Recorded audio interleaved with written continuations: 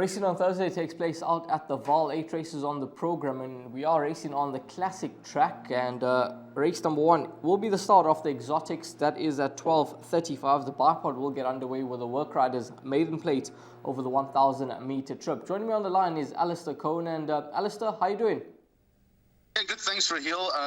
Looking forward to better horses running in Joburg, to be honest. But yeah, all good. The last couple of meetings have been challenging. Small fields, huge upsets along the way. 2 carryovers on Tuesday at both local cards. Hopefully we can gain a little bit of ground here leading into the weekend after to pick 6, which is something that I generally do on a big day or when there's a carryover. But I think that the way that the card is structured, with an opportunity of probably finding 1 or 2 bankers and then loading up the other legs, maybe we got an opportunity to catch a pick 6. I must be honest, I played it for a big return, so if the favourites do arrive, we're probably going to be paying in. But let's hope in some of the competitive races that we do get a couple of results, and that's where we can knock a few tickets out. Well, let's get straight into it. Race number 1, start off the bipod, as I mentioned. And your favourite here is number 8, Tiger Storm, at 2-1. 5-2 remains of the day. 7-2, Johnny Appleseed. 4-1, Pursuit of Fame. And then it is 7-1 and Better Ball those. Now, this was Johnny Appleseed. I see that he has been gelded. He is returning off a layoff. I remember he was carded to run a couple months back, and he was unfortunately scratched down at the start. But he's a horse that came to the track, and there was lots of talk around him. Absolutely right, Raheel. And he showed a lot of pace first time out and was beaten by Wild at War. And Wild at War's rated 100 now. He's not turned out to be all that bad as Wild at War. It's just a matter of whether Johnny Appleseed is going to need the run or not. Horses in behind, or horses in and around, Halcyon has come out and won. Breckhart has come out and won. High Q, the horse that was just behind Johnny Appleseed, is still a maiden. So, there's no real direction there. But when you have a look at number 8, Tiger Storm, first run as a gelding, that could yield some improvement. But there's not much form to get excited about there either. The last run to Tyson the Brave is a very, very shallow form line indeed, with the horse running 3rd, Let's Play Poker, subsequently running 2nd. But there's nothing else here that even looks like a win's just around the corner. So I think the form lines are quite shallow. I'm actually going to lean towards the matched runner. Number 1, Remains of the Day, with Thomas and Ume on board. You'd like a high number draw down the straight on the Vaal Classic track. Obviously, 1,000 metres, the only races down the straight. So, 9 out of 9 is probably going to be a good place to be. It was his career best last time behind Smashing, and at the time you might have been forgiven for thinking, well, it was a weak maiden. But Smashing came out and ran 4th on Tuesday at the Vaal, and then Pursuit of Fame, who he reopposes, has got 3.5 lengths, 2.5 lengths to turn around with number 1, Remains of the Day. It's not a very strong start. There's no way that there's a bipod banker in the first leg of the bipod. You'll probably need to look at the horses that have form, examples 1, 6, 7 and 8. You don't need all 4 of those horses, but you'll need to cast your net a little bit wider in the first leg of the bipod than what you might have hoped. Yeah, it's certainly a race that could provide a bit of a result in race number 1, especially if the fancied horses were to go missing. And we've seen those type of things happen in these work rider events. Moving along to race number 2, a maiden plate for fillies and mares over 1,000 meters will be the start of the place accumulator. 1:10 is the off time. And your favorite here is number 5, Belissava, at 14-10. Number 13 at 5-2, 8-1, Royal Horizon. And then it is 10-1 and Better Ball those. Now, Belissava is the one that tops the betting boards here. Last time out, beaten by Perini Palace. And Alistair, she has been a well-tried maiden. She's had every opportunity to get the job done in several of her starts. But when she's at the top of betting boards, you know that it is quite a weak contest.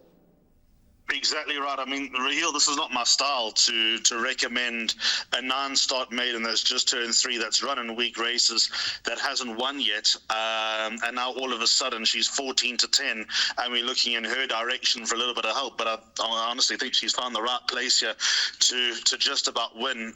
Some of her runs to Delphi Dancer, not a very good form line. 17 again, not a good form line. And Perini Palace, let's give that form line a chance to work out. But I don't anticipate it's going to yield plenty winners.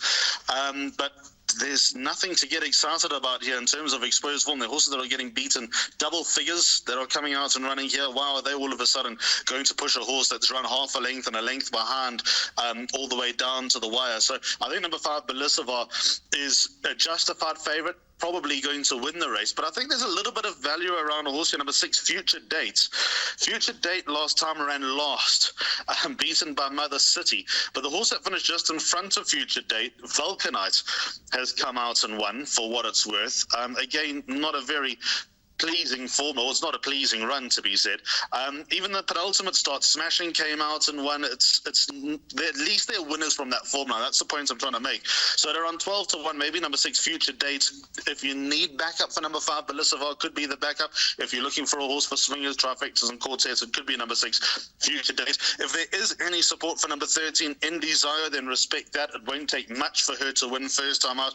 I've looked at the family. She is a full sister to Ubukwe Bazana, Hollywood syndicate horse, trained now by MJ Udendal. I remember when he started his career, he was a basket case, was Ubukwe Bazana, but obviously with racing and experience, the nerves have settled down, and he's actually become a useful racehorse. But yeah, let's see if there's any market support for number 13, In Desire, because that would make her a little bit more interesting than certainly what the other breeding suggests anyway, because the other foal didn't see the race course. So number 13, In Desire, could be anything. 5, the top choice, definitely number 5, Belisivar. Let's see, number 6, Future Date, 12-1 in the market. Could be some nice value there found by Alistair in race number 2. If number 5, Belisivar, doesn't pitch up well, then it's certainly going to be a bit of a result in the first leg of the place accumulator. Race number 3, it's an MR80 handicap, 1,000 meters is the trip, 13:45 is the off time, and this will be the start of the pick 6, where number 3, Don't Shoot the Barman, and number 4, What a Tiger, are joint favourites at 5-2, 28-10 the Navy Lark, Sakala Iskatula 3-1, 8-1 in Kandla Goal, Vaal Park at 14-1, and you've got several scratchings here. 5, 6, 9 and 10 are out, so it's a field of 6 runners that remain. Alistair, your thoughts on race 3?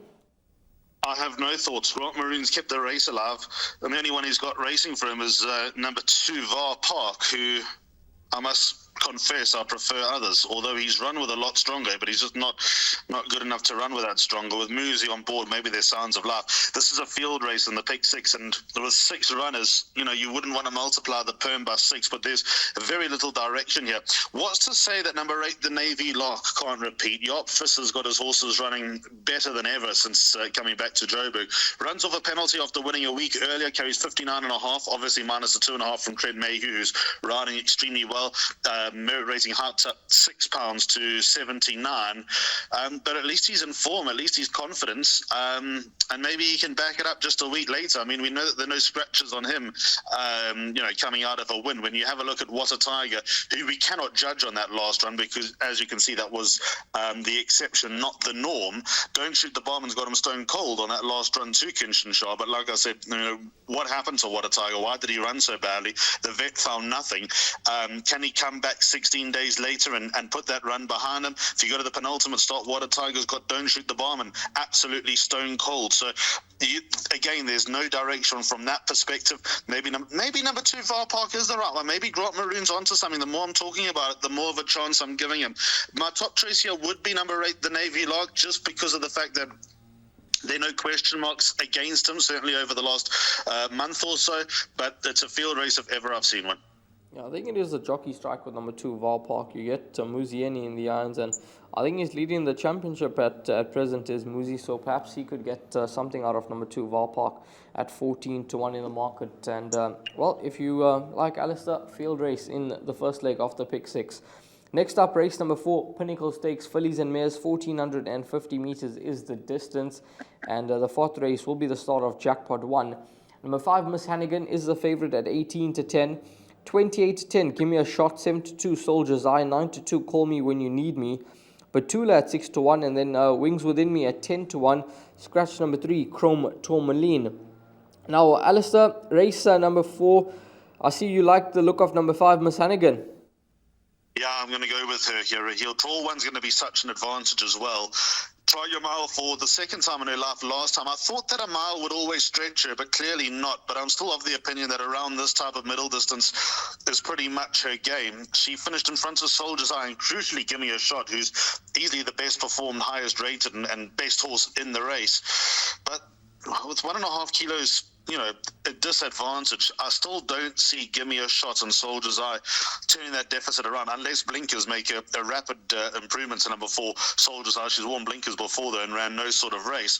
And number 1, Give Me a Shot, obviously I'd say that she's had her better days are behind her, but with that said, if she does bounce back to 80% of her ability, she'll put this field to bed. But still, why is she suddenly going to turn around a 3-length deficit? With number 5, Miss Hannigan, she's in the form of her life. The yards flying, jockeys going along well.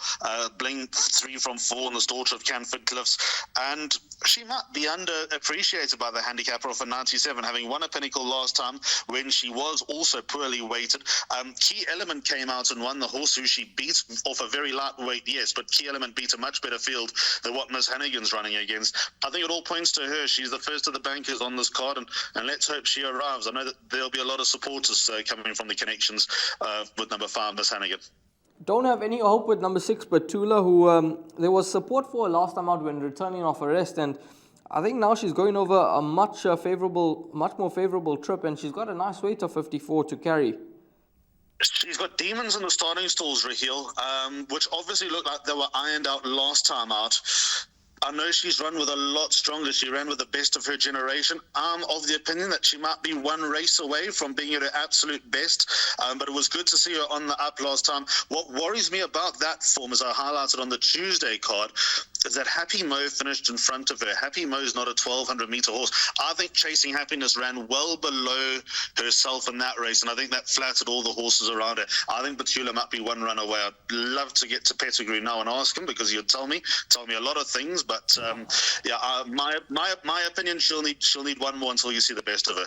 Perfect. Like the thoughts there from Alistair, number 6, Batula, and number 5, Miss Hannigan is the top pick in race number 4. Race number 5, next up, this is an MR80 handicap of the 2,000-meter trip. 14:55 is the off time, and it will be the start of jackpot number 2.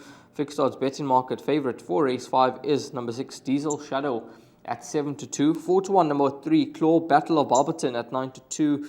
11-2, 5th of July, 6-1, Tax Haven, and then it is 7-1 and better bar those. Number 1, Banner Bridge is scratched, and that's Alistair's horse, Banner Bridge, who's not running. But race 5, you like anything?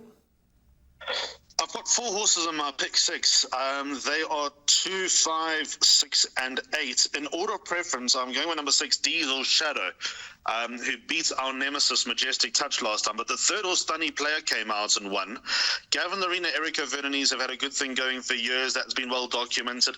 Romeo's Magic has got, 2 lengths turn around and finds himself 1.5 kilos better off. I'm not sure that's enough to turn the form around. I'm also of the opinion that Romeo's Magic's a better horse on the Turfentine inside track. Not to say that he's useless anywhere else, but he is a length or 2 better on the inside track. So I think number 6, Diesel Shadow, will remain ahead of Romeo's Magic. And I just like the grit, the tenacity, and the way that he's been running since coming back from a layoff. He's clearly enjoying life at the moment. So I'd anticipate that he'll go well, number 6, Diesel Shadow. Other horses that I've got in, number 8, 5th of July, just loves this hard winter going. He's a real salt-of-the-earth trier, the 4-time winner. If not winning, he'll go very close. Interesting dynamic here from the Nevenhazen yard, because I've always got time for number 5, Celtic Rush. I don't think he's always had the rub of the green. And I think Marco van Rensburg probably would have had the choice of rides between the Nevenhazen runners, and he's gone with number 8, 5th of July. I wonder if that was a difficult decision to make, because if Celtic Rush is hinting that a win's got to be close, comes down another pound in the merit ratings, I think the horse who beat him last time, Apache Sun's got wins to come, certainly at this type of level, maybe one level up as well. And if he just gets a little bit of luck in running, he's always, like I said, sort of got a hard luck story or two in the way that he covers a lot of ground, can't get into the rail, has horses that just force him to over race. All sorts of things go wrong for him in running. He's not got the job done in a while. When I say in a while, certainly since I've been on his side after winning at a big prize. I've liked him since, but I'm convinced that a win's going to come sooner rather than later, and I'd just rather have him in my play. And then number 2, Battle of Barberton. Coming off a mini break, he should love this distance, being out of a mare that stayed all day, Barberton Daisy. The Aussies trained, Pierre Stratham takes her out in the See It Again colours, and he's just untapped. He could be unexposed. He could have a lot more to come than any of the others in this race, so that's why I've got him in the play as well, because I think in a year from now he might be a few wins down the line and maybe a division or 2 down the line as well. That's race number 5 over 2,000 meters. Moving along to race number 6 next. This is an MR81 handicap over 1,600 meters. 15:35 is the off time for the 6th race, and this will be your final chance to get a pick 3 bet on for the race meeting out at the Vaal. And your favorite here is number 3, Give Me a Choice at 16-10. Royal Edition 5-2. Archimedes 33-10. Quartermain, who's now running up in the Highveld at 11-2, and then it is double figure odds about the balance. Chestnut Bomber is scratched after he ran over the weekend when I think was finished back in that 2nd position, if I'm not mistaken. But race 6, number 3, Give Me a Choice. Good second last time out to Archimedes, and it seems to be holding form quite nicely. The one to beat you? Yeah, he's my top choice in a field race as well here, Raheel. Thankfully, when you're multiplying the perm by 7 now after the scratching number 5, Chestnut Bomber, I wouldn't include the scratching because as much as it looks like number 3, Give Me a Choice, is going to start favourite, I think that favoritism could be hotly contested, and I'm not convinced that whoever starts favourite would be an absolute good thing here. So I think number 3, Give Me a Choice, is the right one on the run last time to Archimedes, who he reopposes at the weights. He's waited to turn that form around. He comes in here generously treated. For me, he was finishing off the race nicely. I think that going around the turn will help him to no end as well. And much like the horse in the previous race, Battle of Barberton, I think that he's got something to come, sort of being an early 4-year-old, low mileage, took his time to get to the racetrack, etc., etc. You can see that his profile is just getting better, stronger, and closer with each and every start. So for all those reasons, he's a ginger first choice, number 3, Give Me a Choice, but he's a first choice all the same. There's a lot of respect for a lot of horses in here who bring that good old honest form. Royal Edition runs his heart out. Quartermain, very interesting first time on the Highveld. I've never thought he's a Highveld horse, funny enough, because he was on the online sale, and sort of having a good look at him, I would have probably gone elsewhere. I think that the sort of heavier tracks might suit him more. Maybe when the rains come, he'll be more effective, but I've got him in anyway because he could improve in new surroundings. 4 Willow Express can do anything. Obviously not the horse that he was when he was rated 104. Winning doesn't come easy for him either. He went through a massive drought until he got it done at Hollywoodbets Scottsville under some straight magic, and since then he's run like Willow Express does. Archimedes, wherever Give Me a Choice, should be right there. I think Black Lightning might have something to come with a form return. Very, very tricky race. 3 my top choice, but anything can win. Hence field in the pick 6. Yeah, this horse Black Lightning could be good value at 10-1. Samango Kumalo rides here for Fabian Habib from a 2 draw, and he's on a mark that he looks to be getting closer to a win now, number 7, Black Lightning. So let's see how he goes. And it would be the ideal result in the pick 6 if you've gone with the field. Next up, race number 7, MR97 handicap over 1,600 meters. 5:4 is the off time. And number 1, Presley, is scratching in this contest. So it's reduced to a field of just 8 runners now. Favorite, Master Christmas, 5-2. 28-10 Muller Man, 33-10 King's Ransom, 9-2 Viva Spirit, 5-1 Total Surrender, and then it's double figure odds about the balance. You all over Master Christmas? Yeah, banker number 2, Master Christmas, Raheel. I like him a lot. Draw 1, stable jockey. He's taken the ride on Master Christmas when he probably would have been asked if he wanted to ride Total Surrender as well. The Son of Master, my fate, do you know how good that last one was? It was a lot better than the 1 length margin suggested. I mean, we were in hope that Jury's Out would run a big race. And yes, Master Christmas may have been suited to the outside draw on that occasion because it looked like the inside was dead. But Master Christmas, for me, won it a lot easier than the margin suggested. He was an absolute Monty the day that he won on the 4th of April at the Vaal, thankfully on the right side of him when he was on the wrong side of the track at the Vaal and got beaten by Jury's Out. But even in the penultimate start to back in business now a listed winner. The way he won on Saturday, he's certainly capable of reeling off more than just a listed. I don't know if he's grade 1 material, but he's definitely better than just the listed Betway Spring Spree Stakes. Draw 1's going to be a huge advantage. I make him a very, very hard horse to beat. I know that he gives some weight away, but the weights are now compressed to 4 kilograms after the scratching of number 1, Presley. I think it's all in his favour. We know that Lucky's different gravy at the Vaal as well. I just think that he'll win again. I think he'll back up that last one. Like I said, £3 for winning by a length. Could have been 3. Hard to beat. Banker in the pick 6 for me. All in number 2, Master Christmas at 5-2. Next up, race number 8, the final race on the day. 16:45 is the off time for the 8th race. Fillies and Mares 76 handicap over 1,600 meters. And your favorite here is number 4, Mighty Goddess at 5-2.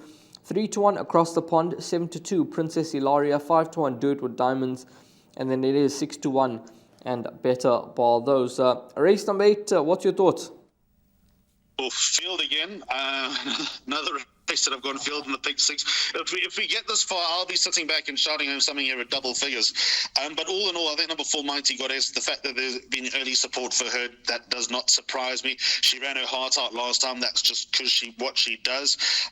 To be fair, I think Gavin Lorena was the difference last time on Mighty Goddess. Not to say that Cabello did anything wrong, but Gavin rode Ariel's Jet like he had his own money on Ariel's Jet.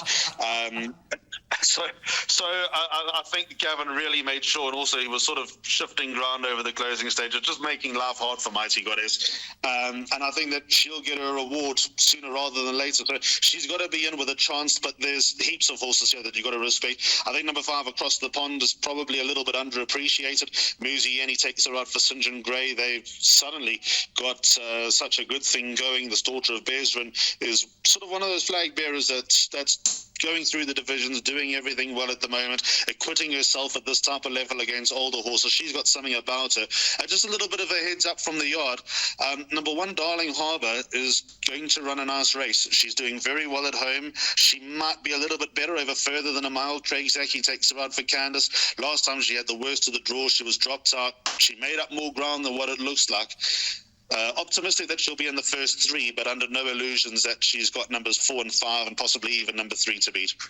Well, if we're running in the pick 6, Alistair will definitely be shouting for number 1, Darling Harbour, at 10-1 in the market to provide a bit of a result for us. But let's see how number 4, Mighty Goddess, goes. Gavin Lorena aboard for Waishong Mawin, and that is the one that tops betting boards. We're going to move along to the suggested bet now.